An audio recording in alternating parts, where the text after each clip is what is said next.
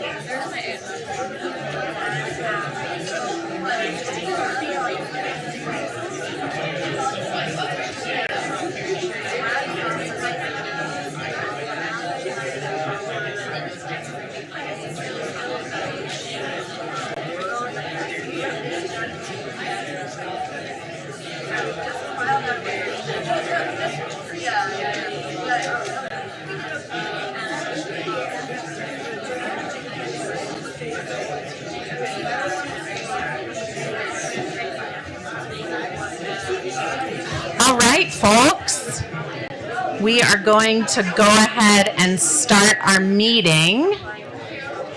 And I want to begin by thanking you all for being here. It is such a joy to have a packed boardroom. Great, so, all right, so we will begin with our Pledge of Allegiance and salute to the New Mexico flag.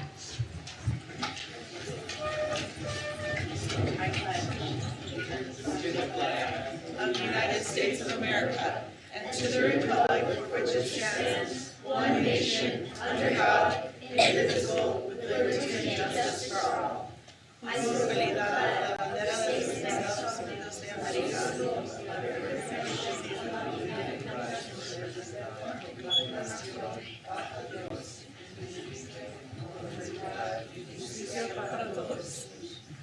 salute the flag of the state of New Mexico, the symbol of perfect friendship among the united cultures. Saludo a la bandera del Estado de Nuevo México, el signo de amistad perfecta entre culturas unidas.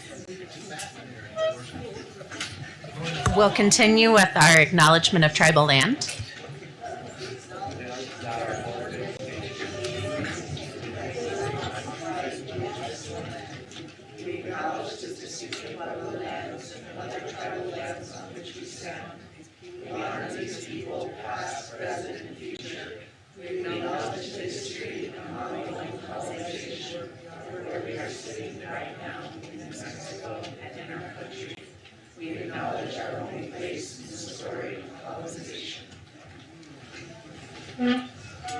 Thank you. And we will move to approval of the agenda. Superintendent, are there any changes to the agenda? Good evening, Board President Anderson, members of the board, full boardroom. On a positive note, no changes this evening. Wonderful. Is there a motion for approval of the agenda? Move to approve. Second. Excellent. Thank you. All in favor say aye. Aye. Any opposed? Wonderful. So we will move to introduction of the interpreter and superintendent. Thank you, Board President Anderson. With the introduction is Deputy Superintendent Romero. Para asistencia de traducción en español, el señor Huerta te ayudará. Wonderful. Thank you. And now the best part of the school board meeting, we'll move into our school showcase. Superintendent? Thank you, Board President Anderson, members of the board, those in the audience. Starting off tonight is Nino Otero Community School. Making the introductions will be Assistant Superintendent Mr. Carl Morano.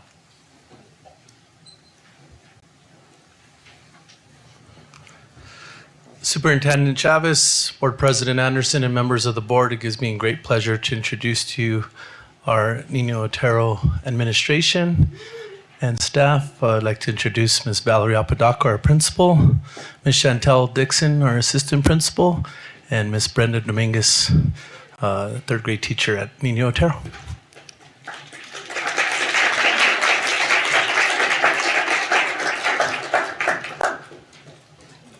Good evening. Thank you so much for having us. We're very excited to highlight some of the amazing things happening at Nino Otero Community School.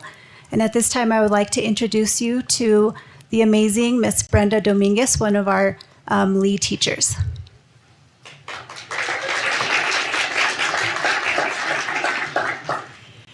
Good evening, Superintendent Chavez, Board President Anderson, board members, executive team, and audience.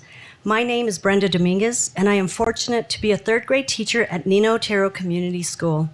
If you haven't been to our school, I invite you to drop by sometime. It is a wonderful gem to experience. In some ways, you would never guess our pre-K through 8th grade school has almost 700 students. Our staff community is amazing, supportive, and when a need is expressed, there are endless offers of assistance and resources. Teachers don't hesitate to help each other with the goal of creating a stronger school. We care deeply about our students and follow their progress closely as they move from preschool to elementary to middle school. This year, we are proudly preparing our first Nino Otero preschoolers for their transition to high school. In other ways, Nino Otero feels like a grand stage. We have valued community partnerships which enrich our staff and students' lives. Some days you'll find NM Art and Artworks artists creating spaces for students to experience content in engaging ways. Other times you will see volunteers from NDI, Girls Inc., community schools, and communities in schools, there's a difference, working with our students. For the third year in a row, we had 12 students participate in the NCNM MEA Honor Choir Clinic. Nino Otero had 5 students selected in the NMA CDA All-State Choir for the first time. In December, our 6th grade class sang Christmas carols at 2 senior centers in Santa Fe. Our choral department has been able to provide private vocal lessons for 2 of our high-achieving students through the Santa Fe Chamber Music's Dream Big program. For the 2nd year in a row, we have had vocal mentorship through the Santa Fe Symphony, and last year, one of our 8th graders was accepted into the Youth Voices of the Santa Fe Opera. We are working on our goal to become a school focused on STEM education. These days, there is no shortage of Santa Fe Alliance for Science scientists in and out of classrooms, kneeling in hallways, helping students develop their sense of inquiry and analysis. We are grateful that they have adopted us in their Adopt a School program. Our students were recently at the Roundhouse lobbying for STEM education and met the Lieutenant Governor. And we are excited about our STEM fair next week, which will feature science experiments from grade K through 8, as well as activities from various science-related organizations from around Santa Fe and Albuquerque. Drop by, please, for the science, stay for the free pizza. We are also going to continue running our STEM summer camp, as we have for the past couple of years. In addition to these wonderful experiences, Nino Otero is starting a partnership with the Transformational Leadership Initiative to help improve academic performance. We are a staff which thrives on growth, so we can better prepare our students for the grades to come. We are grateful for our administrators who never cease to support students and staff and student learning. As you can tell, I am very proud of our school, and it is an honor to share my thoughts with you today. So we will invite you to enjoy a small taste of what our school has to offer in this video and performances. The video is put together by Carlos Carrion, our talented 8th grade teacher, and we thank you for celebrating our school and students, and we thank you for all that you do for Santa Fe Public Schools.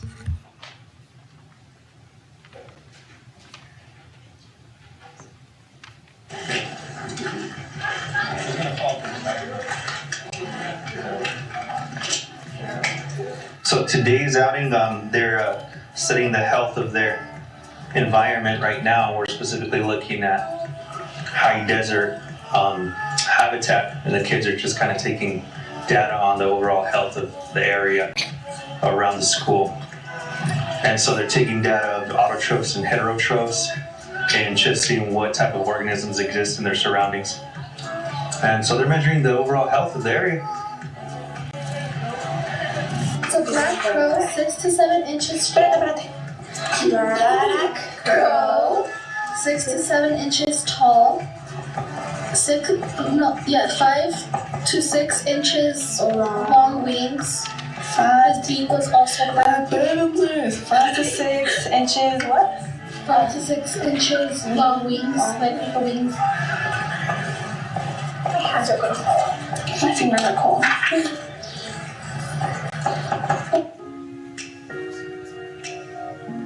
Eden nor Miss Zapata have ill feelings towards each other. Okay? So, Justin, do you want to start by talking to us about how Jaden, or what prompted this, what caused Jaden to have... Justice is a mediation and conflict resolution program, and it helps empower kids to resolve conflicts on their own and in small groups. Or reading or anything to do with the other. It's not that good at it. Yeah. Write her a note? What kind of note?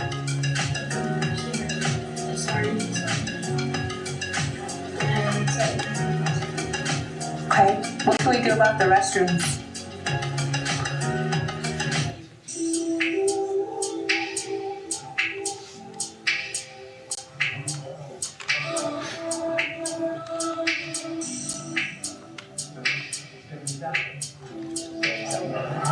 Nino Otero Community School truly values our relationship with Santa Fe Alliance for Science. They have worked with us on every level, student, staff, and school. Through our partnership, we've experienced in-class presenters, volunteers, and support with developing science explorations. More importantly, they have helped our students see themselves as capable, budding scientists.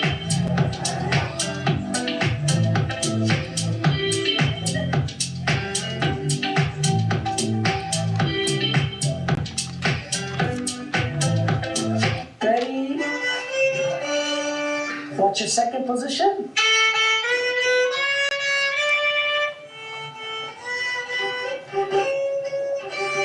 Put together, ready? Good afternoon, my name is Martin Sena. I'm brand new to the district, and it's been nice being able to come to the district and offer mariachi music to our students here at Nina Otero Community School. There's been a need for some music of culturally based, and it's been very nice to be able to provide that to the students. The students have been very happy and receptive to it, and have been doing a wonderful job. Thank you. Again? Let's try that again. Now let's try to listen to the tempo. Hi, my name is Juan Seto. I am the orchestra teacher here at Nina Otero Community School. I've been teaching here at Nina for the past 6 years, and I love every My name is Katie Lord. I'm the choir teacher at Nina Otero Community School. I've been teaching here for 3 years. I started studying classical voice when I was 8 years old. Singing is my passion, and I'm so grateful that I get to share it with my students. I love working with them. They're some of the most brilliant, resilient, incredible, and inspiring kids I've ever had the pleasure of working with. This year, we got to go to the NCMMEA Honor Choir Clinic. We had 5 students accepted into the NMACDA All-State Choir for the first time, and I'm very happy to be here and present our choir to you. Come on in, I need to drop off your stuff and get to your spot. Thank you.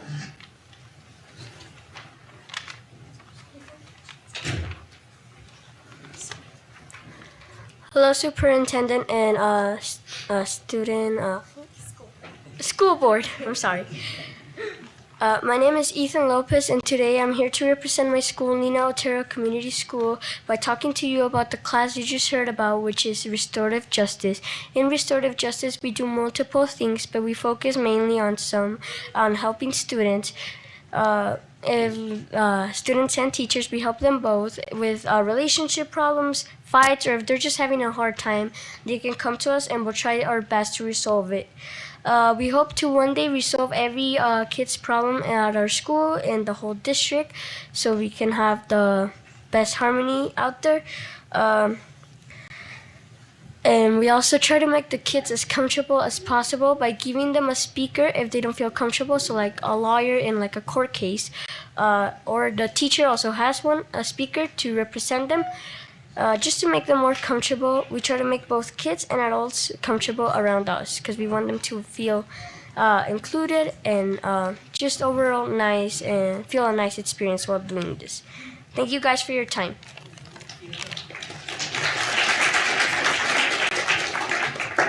Hi, my name is Elena Sandoval. I'm the president at Nino Otero Community School. I'm here to talk about the mariachi class offered. Mariachi class is where students can learn how to play traditional Mexican folk music. It is offered to everyone. A bunch of different instruments are offered, and you get to choose your own. It also helps expand the music horizon, as well as having a good time in class, learning, playing more and more songs. Everyone in the class enjoys having friends and feeling included. Thank you for taking the time to listen to what I have to offer.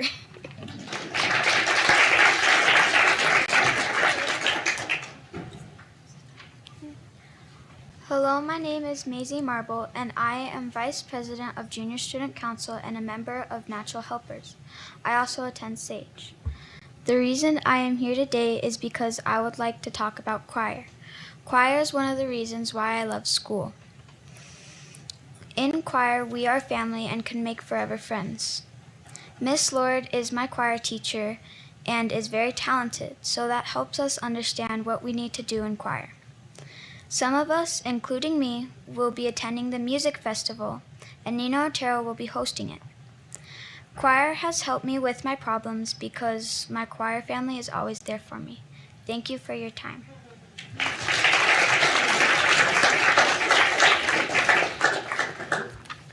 Hello, everybody. My name is Zachary Ortega, and I am the Junior Student Council President at Nino Otero.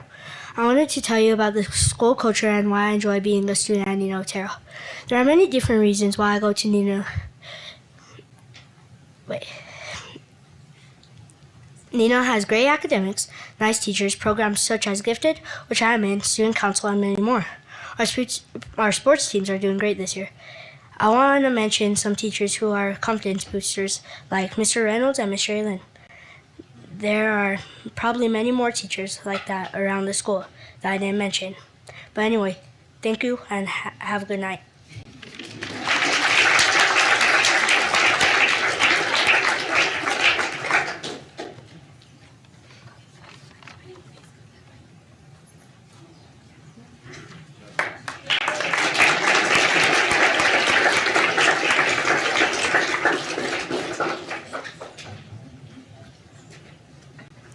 That was exceptional. Thank you all so much. And I have to say, that was one of the best descriptions of restorative justice that I've ever heard. So maybe there's a career in restorative justice there. That's fantastic. Thank you so much. Before we move on to our Santa Fe High Chamber Orchestra, I just want to note that Board Member Noble, just for the minutes, Board Member Noble has joined us. All right, moving along. Right, Superintendent? Thank you, Board President Anderson. Making an introduction tonight of our Santa Fe High Chamber Orchestra is our current interim principal that many of you guys know. He has been in the district for many years, retired, and we were able to pull him out of retirement to help us on short notice. So, Mr. Jack Lanes, the current interim principal at Santa Fe High, and want to just say welcome back. We appreciate all you're doing for our students and our community. Great, thank you. And thank you for the opportunity to be principal again. I've been enjoying myself the past few weeks. Good evening, Board President Anderson, the board, and Superintendent Chavez. And I'd like to introduce our Gabe Tafoya and our orchestra. Gabe Tafoya has directed the orchestra program at Santa Fe High School for 9 years. He holds a bachelor degree in contemporary music from Santa Fe University of the Art and Design and Masters of Music Education from the University of New Mexico. Under his direction, the program has grown in size from 30 students in non-ability-based groups to 70 students in 3 ability-based groups. The Santa Fe High School Chamber of Orchestra is an elite audition-only orchestra. That chamber orchestra consistently receives high scores at music performance assessment and has performed for events at the CCA, the Museum of International Folk Art, and the La Fonda Hotel. The Santa Fe High School Chamber of Orchestra was recently named the New Mexico All-State Honor orchestra by New Mexico Music Educators Association, and has had the opportunity to perform at the All-State Music Festival on stage at Popejoy Hall. This is the first time that any music ensemble from the Santa Fe Public Schools has received the title of Honor Ensemble at the state level. That will be performing an original arrangement of a traditional mariachi song, Jeusita and Chihuahua, written by Mr. Tafoya. So welcome, Mr. Tafoya. Thank you.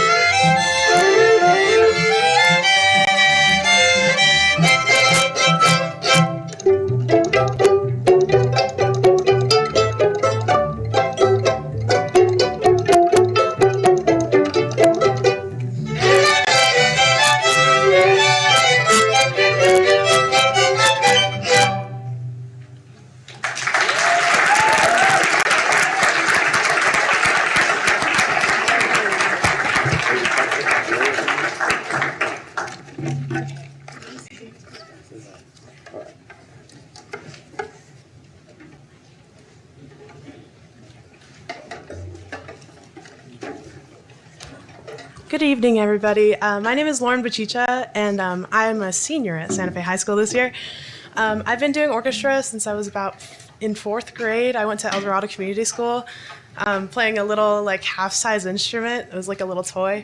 And what I've noticed definitely from playing the violin throughout all of my education is that I kind of have a heightened sense of of music. Definitely, like when I listen to a song, it's not just any normal song to me. Like I listen to all the complexities and every instrument that could be involved, and as well as being a little bit sharper. I remember I would have like usually a math or science class right after my hold on right after my orchestra class, and I felt a little sharper and more focused, and it's been very beneficial for me since 4th grade. So I think it's definitely something to be aware of throughout all of this. So thank you.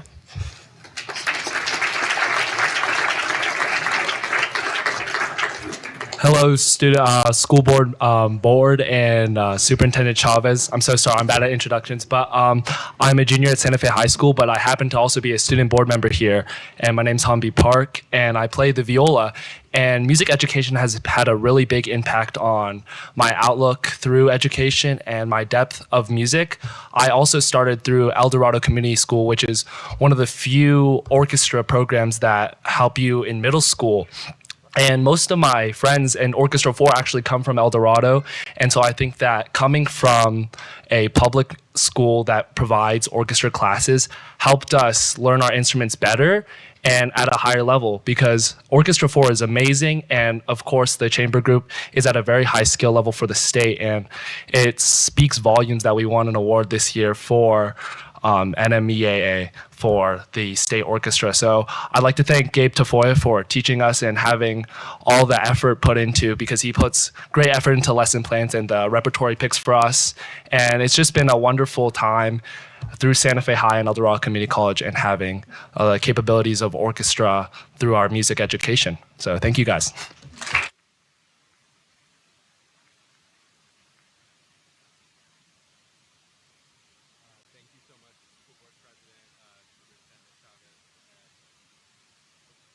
I'm sorry. Okay. Thank you so much, School Board President, members of the board, and Superintendent Chavez for allowing us the opportunity to come and perform for you today, because we get bogged down sometimes being in our little downstairs basement dungeon with no windows, rehearsing every day, and it's just nice to show the community what our public school kids are capable of. And you know, thank you all so much for listening and for always supporting music in the public schools.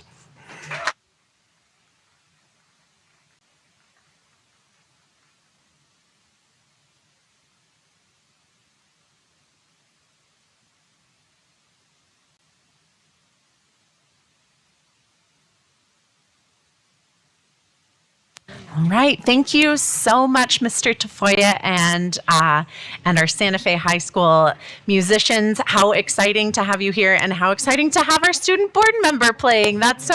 You're just full of talents that we didn't even know about. So great. Yeah, absolutely. That was fantastic. Okay, great. And now to another favorite portion of our board meeting, student board member announcements and follow-up. Yeah, well, I'm going to jump in here real quick. No, absolutely. You're right. Okay. We have this planned. So again, thank you, Board President Anderson, members of the board. Very excited tonight to introduce our student council from our middle schools, K-8s that have middle schools. So yes. This was the first recommendation that came out of the Reimagining Steering Committee. It is Board Policy 356, Commitment to Student Engagement. And I want to thank our student board members who are doing a lot of the mentoring. They're also going to be doing the introduction. And also student board members, when you hear your name, please come down front and center. We will join you and take a picture once you're all introduced. So with that being said, student board members, please.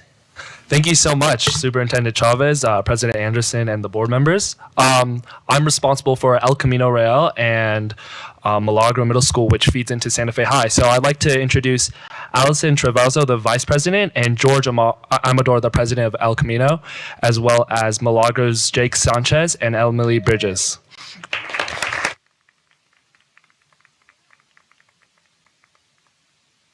Yes, when you hear your name, come on down.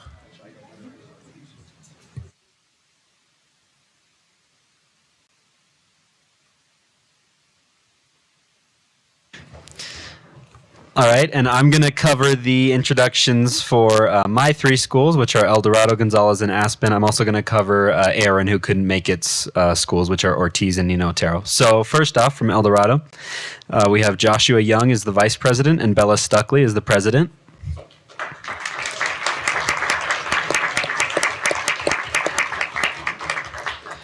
From Gonzales, we have Amaya Lopez as the vice president and Elijah Sandoval as the president.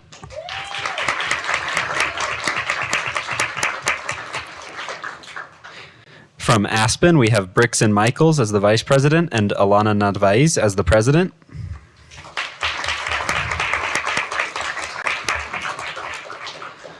From Ortiz, we have Max Martinez as the vice president and Yaretzi Salvador Castellanos as the president.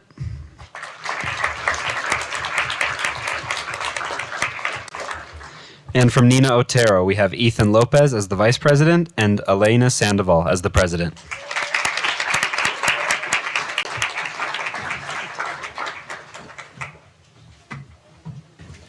Principals, if you wanted to come join us as well for a picture, please. You're also the leaders of the school.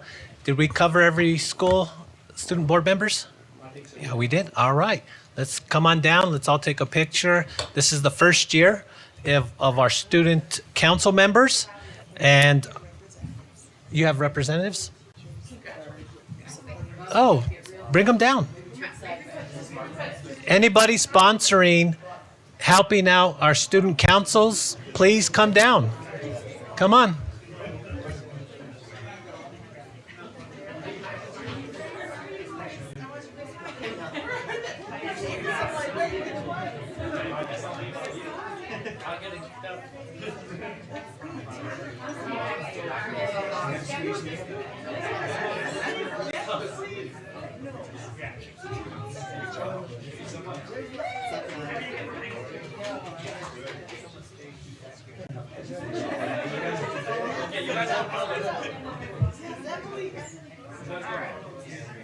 Well, if you're shorter than anybody, you're next to. Go in front.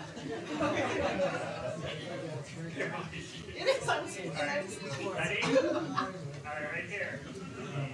3, 2, 1.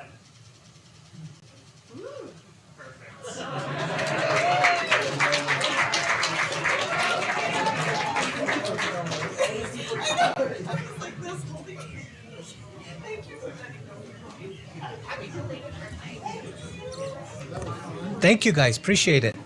Thank you guys. Yes. And I also just quickly wanted to recognize we have 2 district staff members that are leading the work with our student councils. Assistant Superintendent, Mr. Carl Morano, if you can just wave. Yep.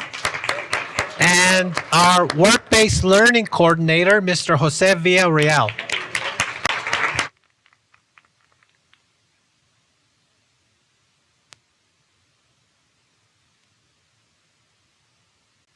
Right, go on ahead.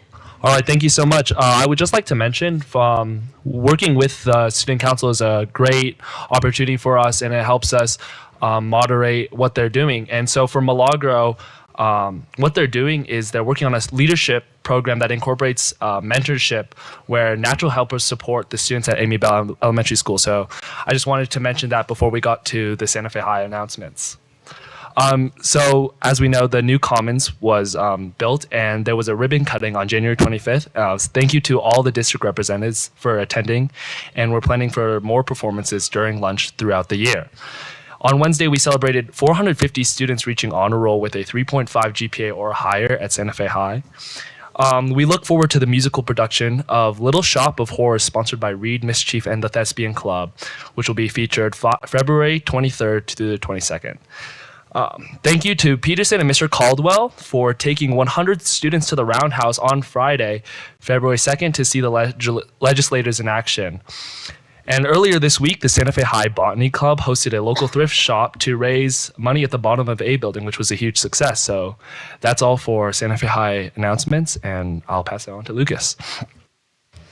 Yeah, and I just wanted to add kind of what Hanbi said, but I've done student council every year I've been at Mandela, and I think it's a really great introduction to just governance, policy, and just public service, how to support our community. So I'm really proud of all of our young student council members, and I hope that they'll continue into high school.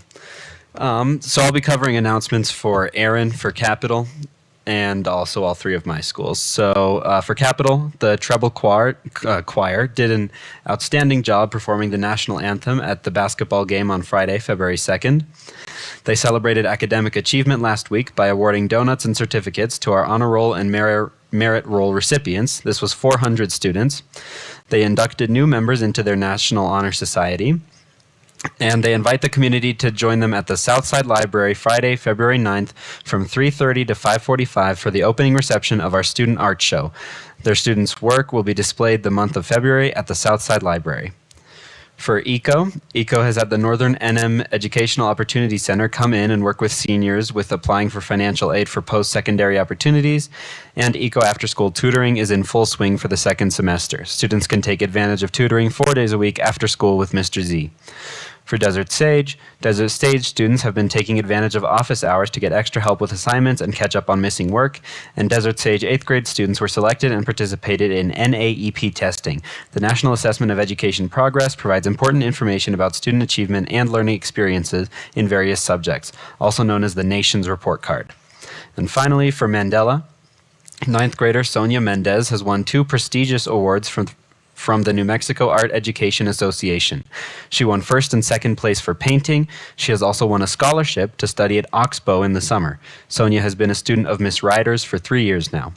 Mr. Larson and Mr. Knazel took the Mandela STEM team to the Governor's STEM Challenge at UNM last Saturday, and they represented very well. They are finalists for the 5th year in a row, received a sponsorship from Chevron, and impressed everyone there. Mandela hosted 17 students from Denmark in a half-day exchange on January 30th. The 10th graders ate lunch, attended 2 classes, and participated in a whole school gathering. And Mandela also held a gathering on February 6th in honor of Black History Month. Author Betty Kierce, a geneticist and author, shared her experiences of being a black woman whose determination to become an MD let nothing stand in her way. Wow, that was fantastic. You really moved right through those. All 14 of your schools. That was great. Wonderful. Fantastic. So anyone have anything for the student board members before we move on? Yes, Dr. Gonzalez. Yeah, they attended the Roundhouse. You want to talk about that at all? Yes, thank you so much. Dr. Gonzalez invited Lucas and I to the Roundhouse to participate with Senator Worth of Santa Fe, to be right on the floor, and it was just an amazing experience that we got invited and to be so close to the issues. We weren't able to go to many councils because it was a packed day, but we got a tour of the Roundhouse and got to sit on the floor, and it was just a really great experience. Yeah, I mean, pretty much echoing what Hanvi said. I've been working at the Roundhouse for 2 years now on the House side, but seeing the Senate was definitely different, and it was interesting to see how things are done differently over there. So, yeah, thank you to Dr. Gonzalez for that opportunity. I really appreciate it. I know we both do. Wonderful. That's so fantastic. 2 years at the House. That's great. Are you sure you're not a junior in college? This is really amazing. All right. Anything else before we move on? Excellent. So we will move on to superintendent announcements and follow-up. Superintendent? Thank you, Board President Anderson, members of the board. My first announcement, I have a couple of 2 or 3 quick ones, but our first one is to recognize our new National Board Certified Educators. Currently, we have about 60 National Board Certified Educators, and this evening we want to recognize and celebrate the new National Board Certified Teachers. So when you hear your names, please come to the front so we can recognize you. We can also take a picture. At this point, I am going to turn it over to our Chief Equity, Diversity, and Engagement Officer, Crystal Ibarra, to announce your names. Good evening, Superintendent, Board President, members of the board, we are very honored to be able to present these staff members tonight. I'm actually going to start off with those that could not be in attendance tonight. We just have a few of them. Let's start with Michelle Hogan, teacher at Santa Fe High School. Derek Bushman, teacher at Santa Fe High School. Victoria Montoya, second grade teacher at Acequia Madre. Sharifa Wade Burton, SPED teacher at El Camino Real Academy. Willow Rachel Gersh, teacher at El Camino Real Academy. Sarah Gilman, teacher at Santa Fe High School. And so for those that are in attendance tonight, when I call your name, I ask you to please come up, get your certificate and your gift from our team, and stay standing for a final picture at the end. The first name we have tonight is Colleen Coneman, reading teacher at Capitol High School.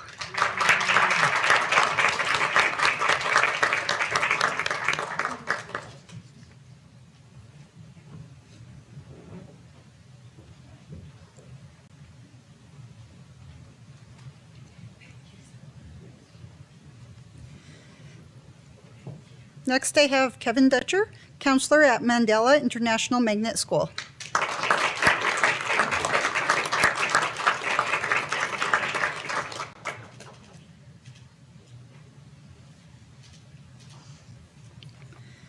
Carol Schrader, art teacher at El Camino Real Academy.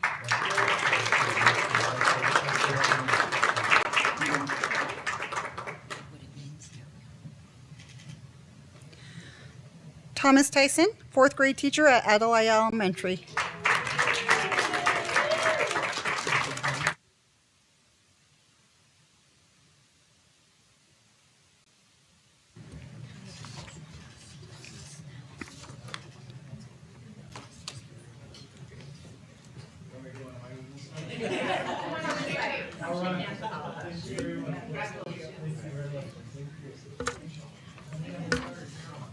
Charlene Abeta, a previous teacher at Adelaya, currently a DLC.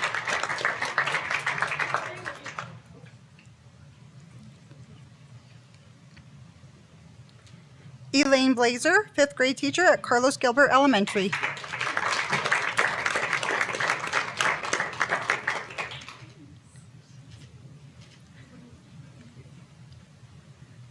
Carol Luttrell, teacher at El Dorado Community School.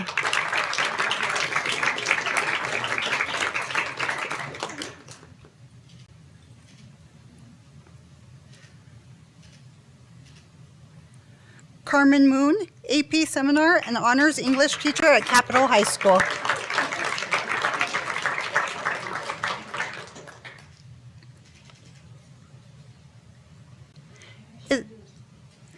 Is there anybody in the audience that I may have missed? No. National Board of Certification is the most respected professional certification available in education, and it provides a number of benefits to the teachers, students, and schools. It was designed to develop, retain, and recognize accomplished teachers and to generate ongoing improvement in schools nationwide. Congratulations. Thank you for being a part of SFPS.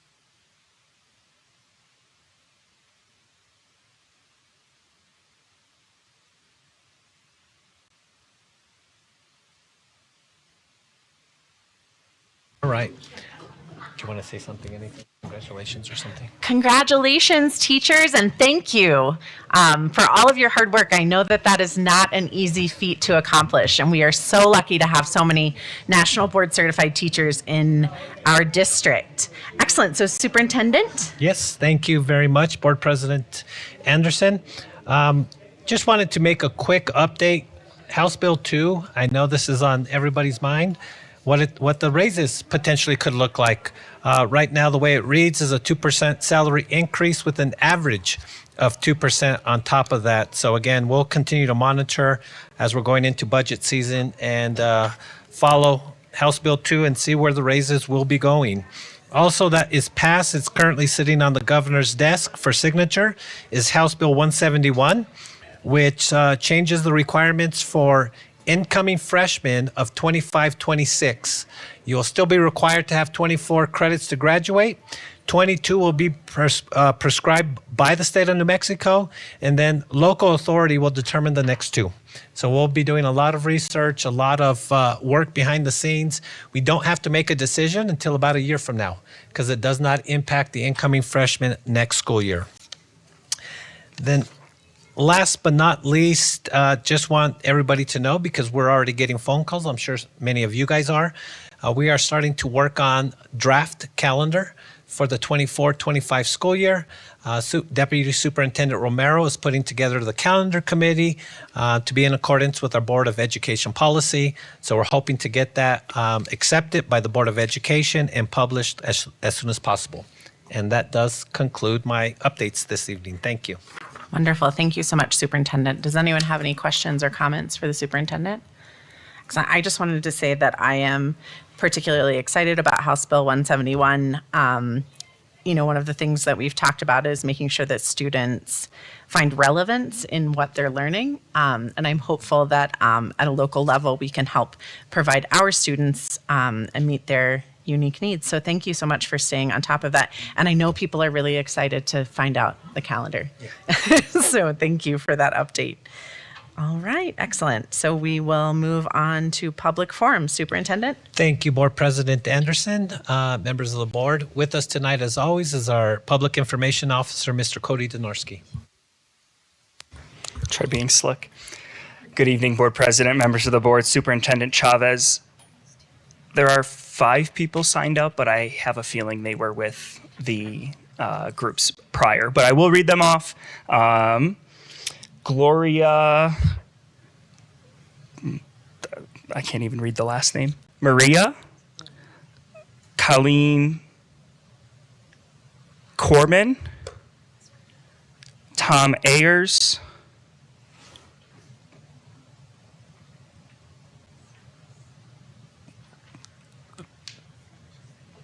Benia Trujillo,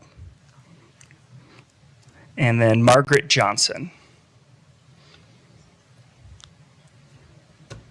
Well, thank you so much, Mr. Donarski. Is there anyone else who would like to speak who didn't sign up for public comment?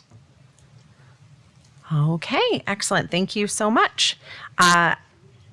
Next on our agenda, we have the union update, but I know that President Mayer was not able to be here. They had an NEA meeting tonight. So with that, we will move to board announcements and follow-up. Does anyone have any announcements or follow-up? Yes, Board Member Noble. Just a quick one. I think this is where we do announcements about the committees, but the audit committee, as we will maybe see when we get to advanced planning, has been canceled for next week. And ultimately, the reason for that is, and Robert and Superintendent, please correct me if I'm wrong, but the audit is with the state auditor. We've not heard back, so we cannot release the results. So we are at this stage waiting to hear from the state auditor's office, and at that point we will bring it to the board and resume audit committee meetings. But at this stage, just to say, that's where we are. Thank you so much. Anything else from the board? Okay, we are moving right along to our action items. Action item A, the consent agenda. Does anyone have anything they want to pull off of the consent agenda or ask questions about?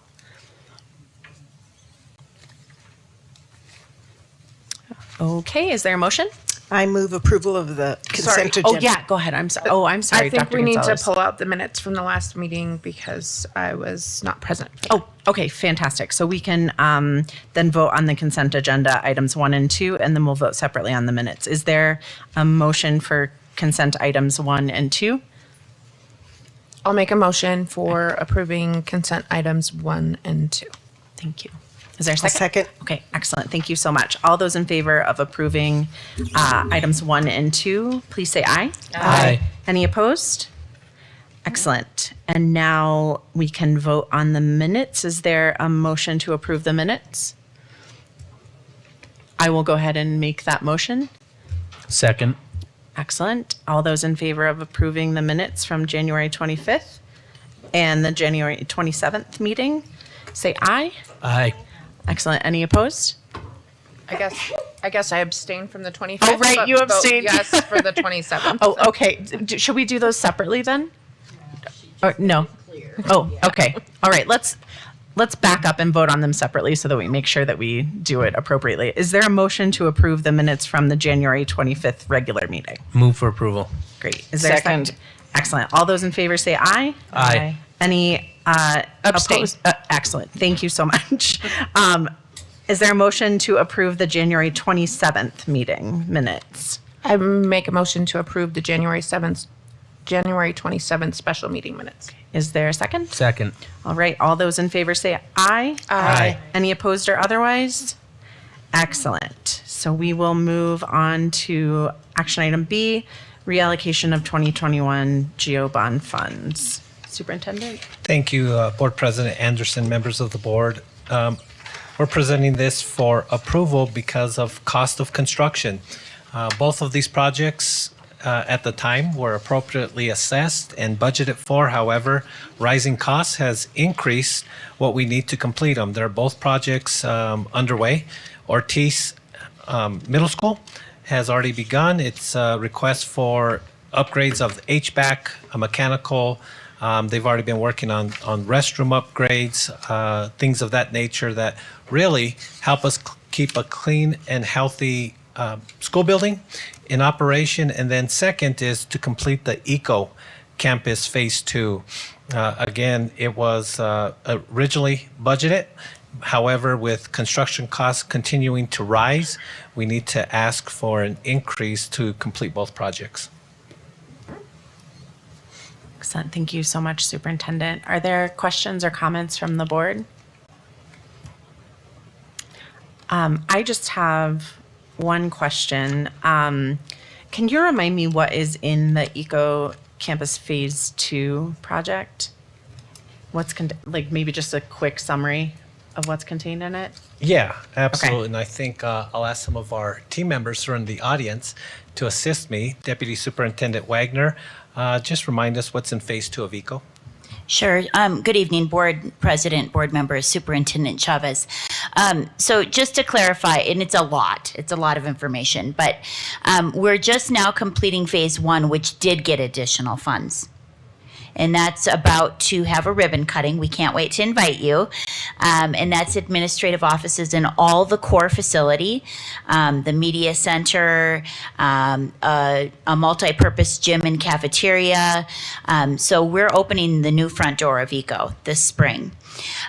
Phase 2 will be delayed until the next bond cycle, and we'll divert those funds to contingency because we can't get Phase 2 done in the next 18 to 24 months before we go back out for the next bond election. I don't have the numbers in front of me of the reallocation for ECO Phase 1. It might have been a 60 or 70% increase at the time, but it's not relevant to tonight's action. We've buttoned that project up. We're about to cut the ribbon, and we've funded that part of the Eco Campus. So now our vision is to move through the tail end of the projects by shuffling some monies, moving some monies into contingency, and helping Ortiz along. That's what you're doing tonight.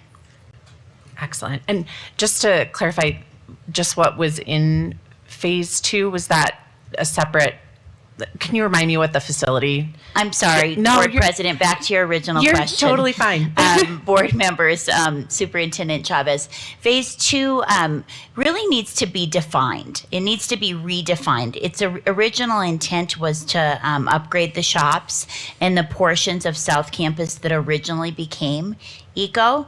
And we really need to open the new front doors and assess our programmatic needs, look at our enrollment potential, our actual and enrollment potential, and then right size Phase 2, which is really the big headline about the why we think it's okay to table it or postpone it. I'm sorry, that's the wrong word. Postpone and move it to the next bond cycle while we're moving in from Phase 1. My guess is it will still be shop spaces and some of those workspaces to support the incredible programming that exists there. And that'd be automotive, auto body, whatever we're doing in the construction trades at the time, whatever our focus area is, it will shift depending on where we're at academically. Thank you so much. It seems like having the opportunity to reassess that is a great opportunity. So thank you for explaining that. All right, any other questions or is there a motion? Move for approval. Is there a second? I'll second. Excellent. All those in favor say aye. Aye. Any opposed or otherwise? Great, fantastic. Thank you so much. Okay, moving on to board discussion and possible action. We have item A, proposed option for Capshaw Middle School. Superintendent? Thank you, Board President Anderson, members of the board. With us tonight, our Executive Director of Operations, of course, our Deputy Superintendent, and then I even see our co-chair out there of our CRC committee. We're bringing this back, giving you guys an opportunity to review the plan that was presented at CRC and voted on. We are showing you guys what we're trying to do as far as creating a larger space for what we need, and that is storage. We need climate-controlled storage for art and music supplies.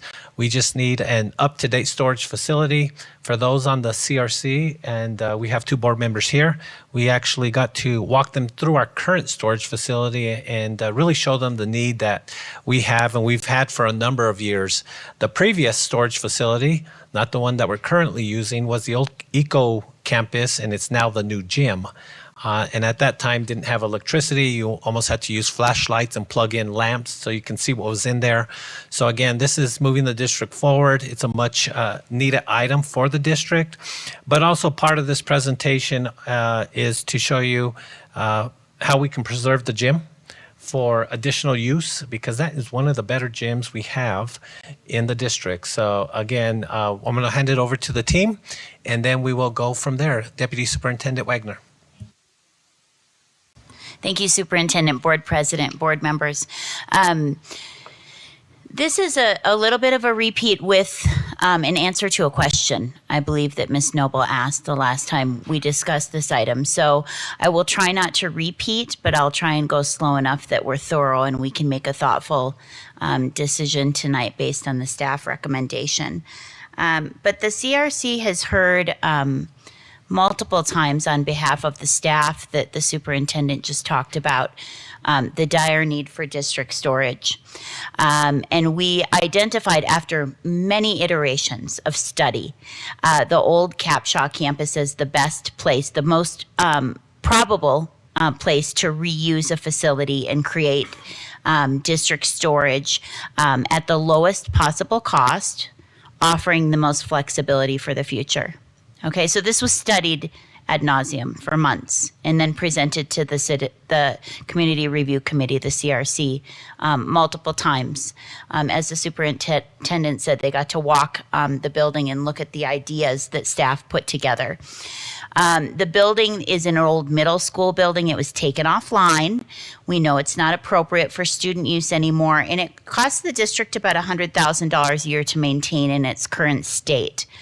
We also know that the students living in it can be housed somewhere else because they're not actually there on a regular basis. They're attending school online, and the staff can find a home in concert with staff at a more modern facility.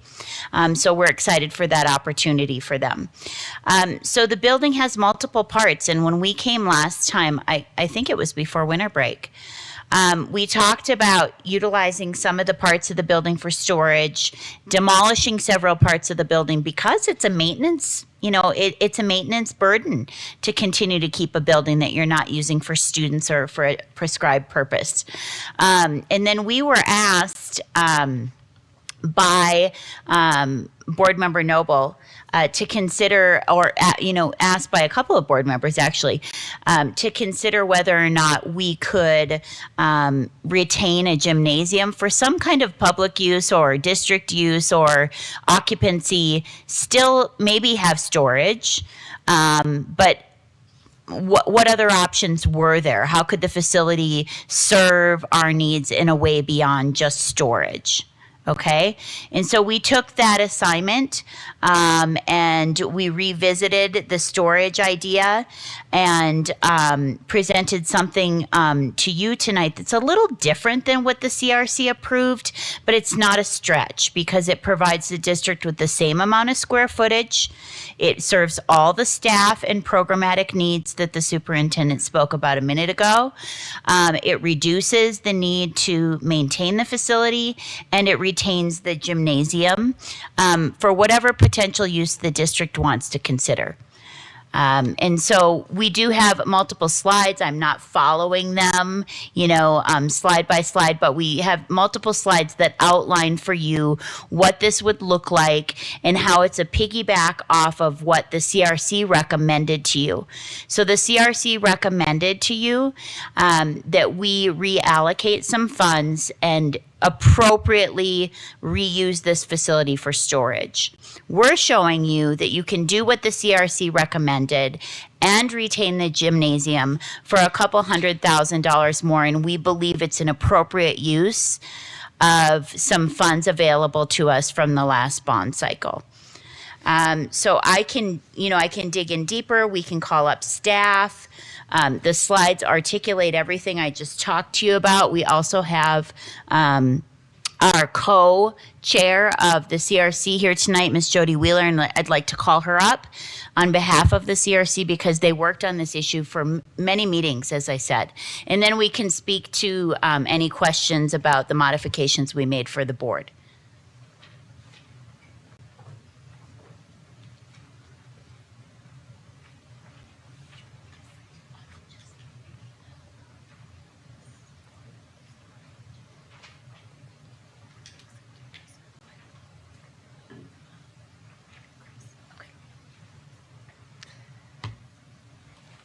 Thank you all, Superintendent, Board President, board members.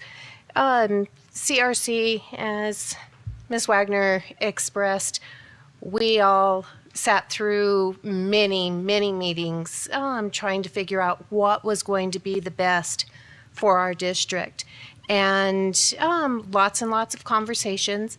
And it came down, we did have one member of our committee who she would love to see the entire campus demolished, but we couldn't, in good conscience, demolish a existing building that could be used and used appropriately.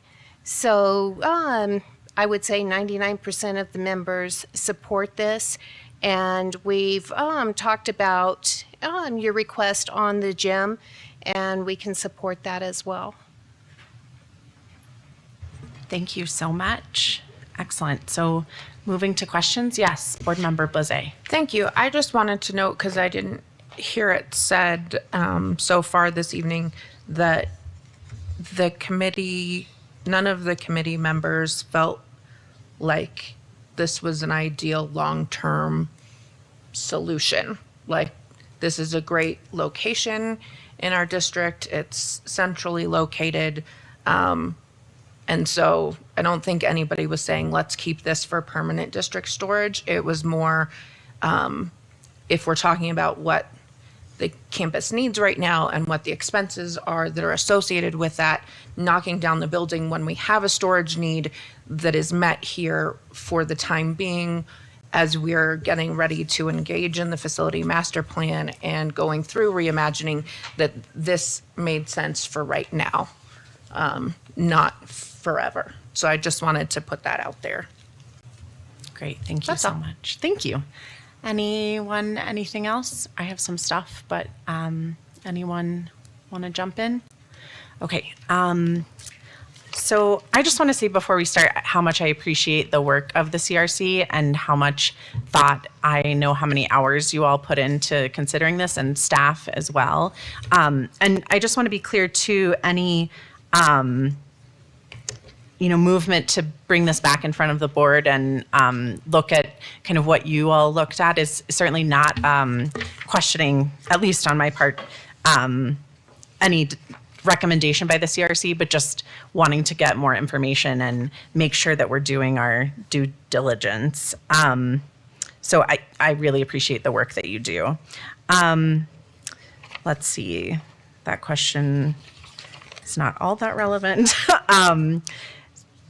So I think I saw this maybe in the appendix, but the art supply storage and the musical instrument storage are not fully conditioned right now, is that right?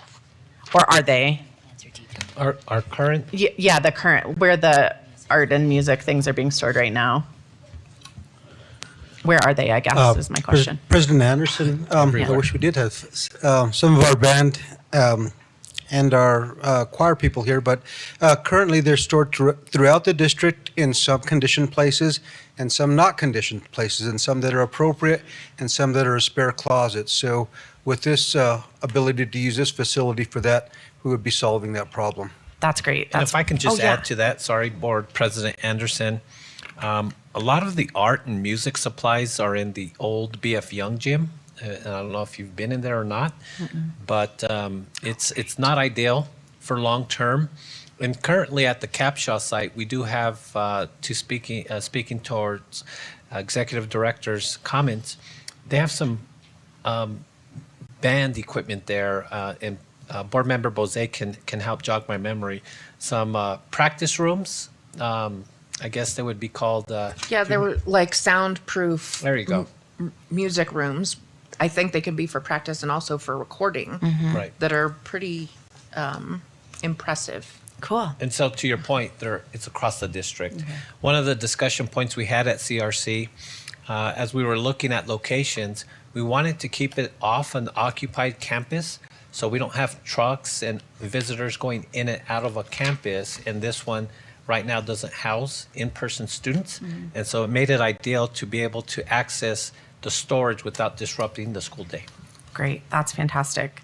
I know we have talked during our budgeting cycle about the maintenance of musical instruments, so saving the district some money and making sure that these instruments are able to live their full lives is great. Anyone? Okay, I'll keep going. Yes, did you have something? No? Okay. What is the, superintendent, what's the gym/field usage like now? Do we have a use for the gym in the district? Yeah, thank you for that question, Board President Anderson. Right now, it's being utilized, especially during the winter months, for our athletic and activity programs to access. It's cold here in Santa Fe. It snows. Right now, it's winter sports, so you have wrestling, cheer, and basketball taking place in our main gyms. So this facility is being utilized by spring sports who need to practice for their upcoming season, but it's too cold to be outside. So currently, it's being used by our students, our programs, but also we have some community use because it is part of the application process so long as we have programming taking place. Okay, great. Thank you. Regarding the 2021 GeoBond facility renewal funding, this is something you feel like will be okay in terms of needing to use renewal funding moving forward? We'll have plenty for whatever we need before the next bond cycle.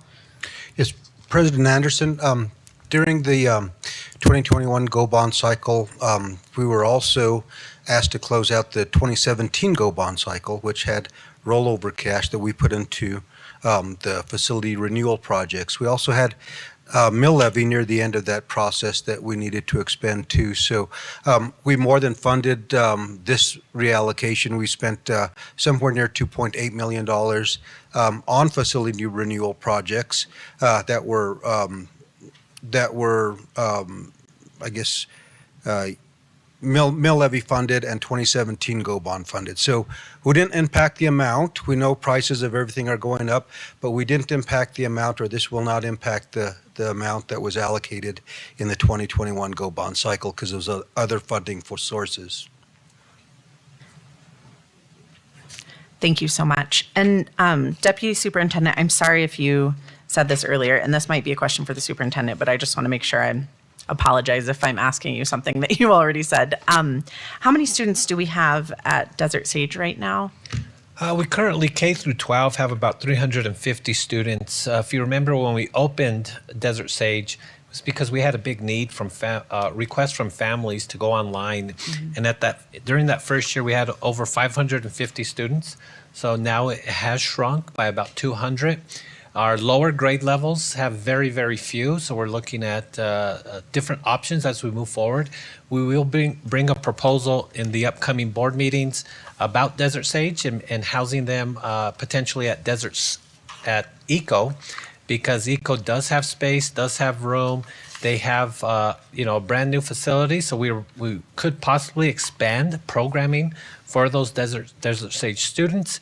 So again, that'll be something we bring back, but that is what we're trying to work on right now. And as Deputy Superintendent said, 95%, if not even a higher percentage, are online unless it's for testing purposes. Okay, thank you so much.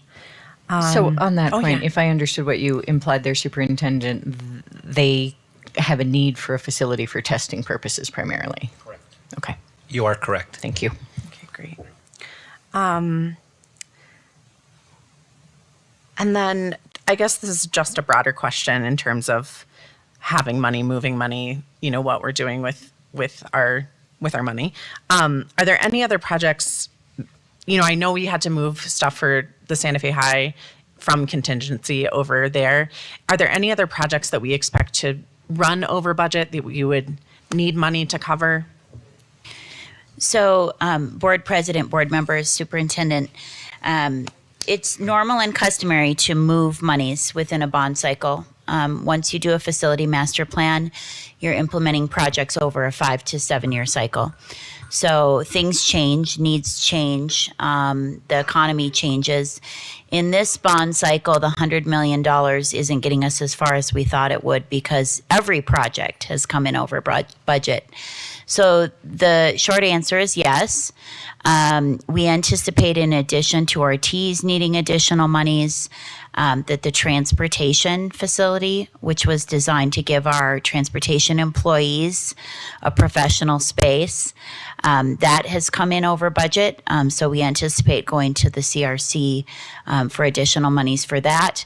And we're still putting pencil to paper on our assignment to do Mandela in its current location with its current budget.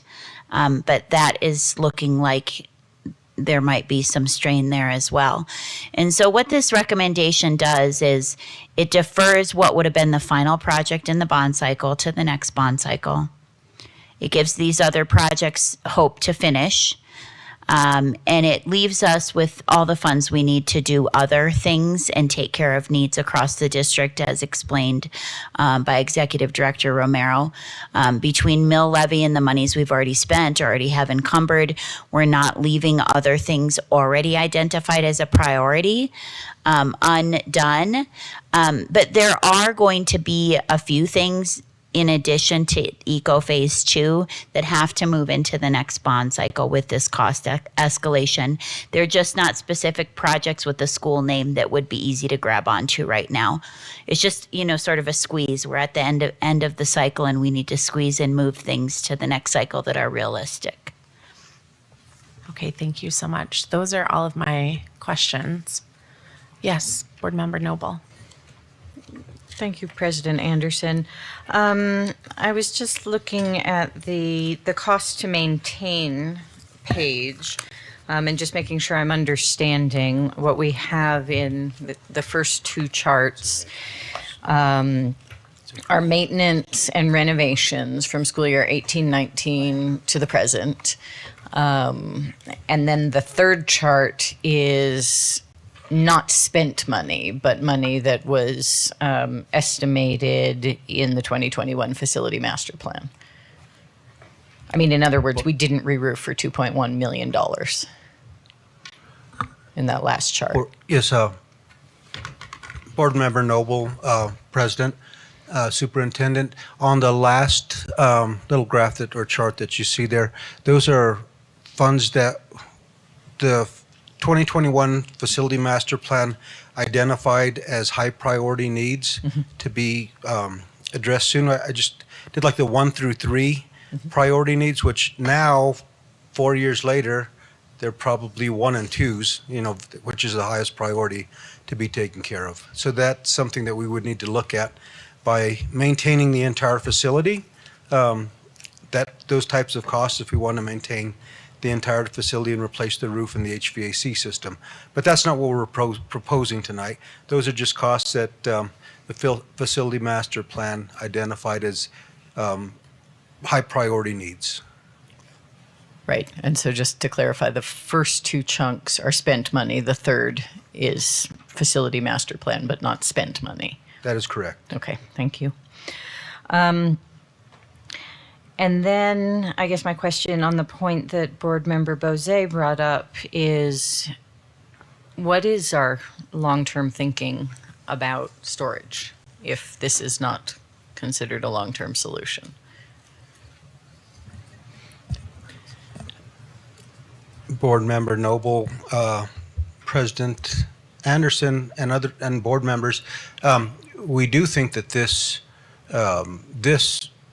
project could take us a long way into the future before we need to. The construction of the building, this tilt-up, prefabricated, formed concrete, is very durable, and it'll last for a long time.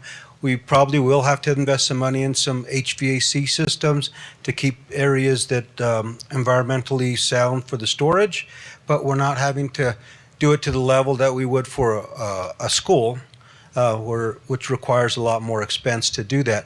So I know some CRC members expressed that there was a concern that this wasn't a long-term solution. I see it as a medium-term solution for this, and I think it's something that if I had to put years to it, would be at a minimum 5 years and probably more like 10-year solution before we want to rethink if it's not working fine by then. So if it's working fine 5-10 years down the line, I don't see a need that we would need to relocate. One of the slides does show that the facility or the site itself can accommodate more than just a storage facility. We can do a number of other things on the site if we'd like to do that, so it is compatible. Thank you. Yes, I saw that on one of the slides. And I guess, Superintendent, I'd love to just get crystal clear on the recommendation here, because there's sort of two options contemplated, and I really appreciate the work of the CRC and the work of the staff. We have had a lot of needs and requests for gyms and, as you detailed, indoor athletic facilities throughout my time on the school board. This has been a perennial issue, indoor soccer being a key area. And so I really appreciate the work and the thinking, because it does kind of hit in the gut if there's a great demand for gym space and we're about to demolish a gym. So I know that a bunch of work has been done to rethink this, but I would like to get very clear on what the recommendation here is. Yeah, absolutely, and thank you for that, Board Member Noble. So the recommendation coming from us as a team is to reallocate 2.7 that allows us to build the storage that we need, but also maintains the gym for use. So we have two options on the table. What I'm asking for the board to approve is 2.7 to build storage and keep the gym intact. Thank you very much.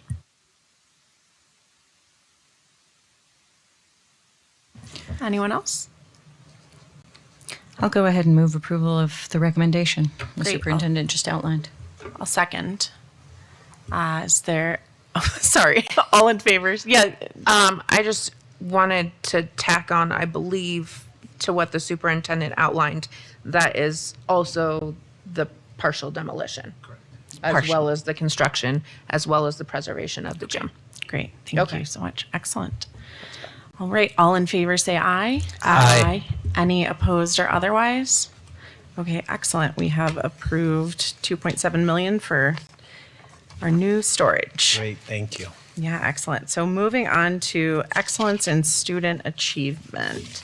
Do you want me to take the superintendent? Okay, excellent. All right, so every year we go through NMSBA and do an excellence in student achievement award. It sounds like it's for student achievement, but it's for folks who help our students achieve. So they generally get nominated by people across the district. If anyone has any names that they'd like to nominate, I would say send them to the superintendent. But we do need 2 board members to help review all of the folks who will be receiving awards. And I think that NMSBA pays for 1. We have in the past done a few more than that, but it would essentially be just a few in addition to the 1 that NMSBA pays for. So we would need to sort of narrow the list down. And I unfortunately cannot. Do we have 2 other board members? Great. Board Member Bose and Dr. Gonzalez. Oh, yeah. Yeah, absolutely. Yeah. As many as you want. And I don't need to be in on the review. What is the timeline on this? Oh, that's a great question. So right now, do you want Sure. me to? Okay, go ahead. Yeah, I can. So over the next few weeks, if we can start gathering names and just a brief summary who you're nominating, district staff will do the same. We'll review it probably in the next 2 weeks. We're talking to the New Mexico School Boards Association. Yeah. Well, maybe a little longer. We're talking to the New Mexico School Boards Association because they're asking us to submit the name that they purchased that 1 plaque for by March 8th. Doesn't line up with our board meetings, so we're going to ask if they would allow us to extend to March 14th. So we have a little bit of time, but I do want to bring it back, make an announcement by the board, acceptance, and then move forward with it. Is that different from years past, that they're distinguishing the one that they pay for so No, much? it's they pay for one, I know. and then we pay for the others. Yeah. So Okay. Yeah. So they want all the names. It's not just that we have to pick one to give. Yeah, for them to Yeah. cover the costs, and then we cover the cost of the additional. But we have always done a much larger list. We have. The costs are, in my view, negligible for the goodwill that this generates because we do have so many people who contribute to excellence in student achievement. So the distinction is just that $50 or $100 payment Correct. for one, but ultimately the deadline is the same for all the names. Correct. And the entire list. Okay.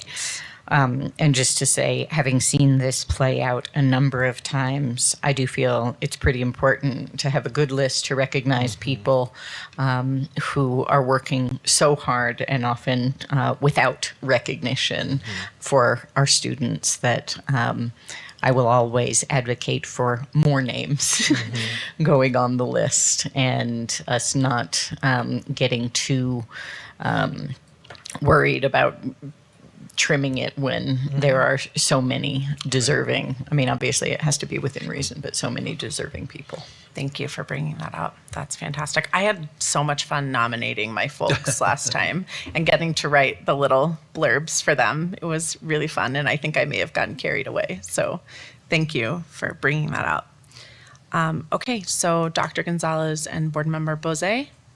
All right, excellent. So you have got that, and then on to... If I may. Oh, Could yes. we- I'm sorry. I No. can't keep timelines. I can't keep a lot in my head Oh, right yeah, now. yeah. But if we could get an email reminder as to when you want any names for Absolutely. consideration. Yeah. Yep. That's and what needs to be included. Will do. Thank you.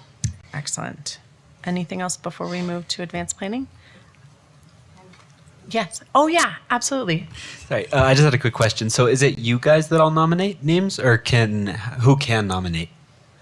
It doesn't say exactly who can. If you, as student board members, want to also make some nominations, please email me. Okay. And then again, name of the individual, just a brief summary, how they've made an impact on the students' lives.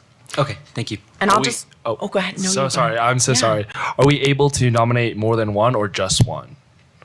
We usually get 20 to 25, 30 names, and then the last few years we've awarded 8 to 12 individuals. So again, we take a look at it. That's why we ask for 2 board members. We sit down, we review it, and then we make the recommendations for the entire board to accept.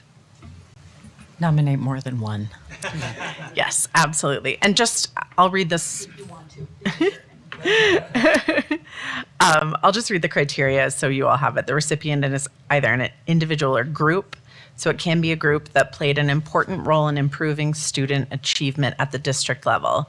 Recipients may include the following: school board member. I don't know if you wanted to do that. Administrator, teacher, staff member, parent, community member, or volunteer. So they don't necessarily have to be employees of the district. Before, I've nominated PTA presidents. They can be all kinds of folks. So anyone you think has played a role in student achievement. Yeah. Did you have a question? Anyone? No? Okay. You I was leaned just gonna say, forward. we've Yeah. also had custodians. Yeah. Lunch folks, bus drivers. We've had, lots of diverse I've people. received one. I think some of my staff as well. Yep. Fantastic. All right. Anything else on excellence in student achievement? Are you guys sure? Okay. We'll move on to advanced planning. So we do have a study session coming up on Tuesday. We will have the agenda published tomorrow, but just so that we note, it is on family and community engagement, which we had talked about as an important board priority. And we will have a consent agenda of just the bars and contracts that need to be approved in time. And then any questions about that? So Yes. this study session for us Yes. on the 13th? Yes. I won't be there. We talked about. Okay, that's fine. I mean, if you can't be there, then that's fine. But we do have that, on the 13th. We had moved it from that Thursday because of a board meeting, I think, and then Myself and Jose would not be present because we're presenting on work-based learning. Right. Okay, great. All right. And then Board President Anderson. Yes. Yeah. I'm sorry. Do we have any special guests or anybody to inform that conversation coming? Is it just us? No, it's gonna be the board plus the ones that are gonna be really sharing the information is gonna be Crystal Ibarra and her department. They've put together a lot of great information that I think will shed some light on the partnerships and the community engagement we have. But then we are also talking to others that may want to be recognized during that presentation as community partners. Did you have some ideas? Is there someone that you wanted? Do you want to talk about? Yeah.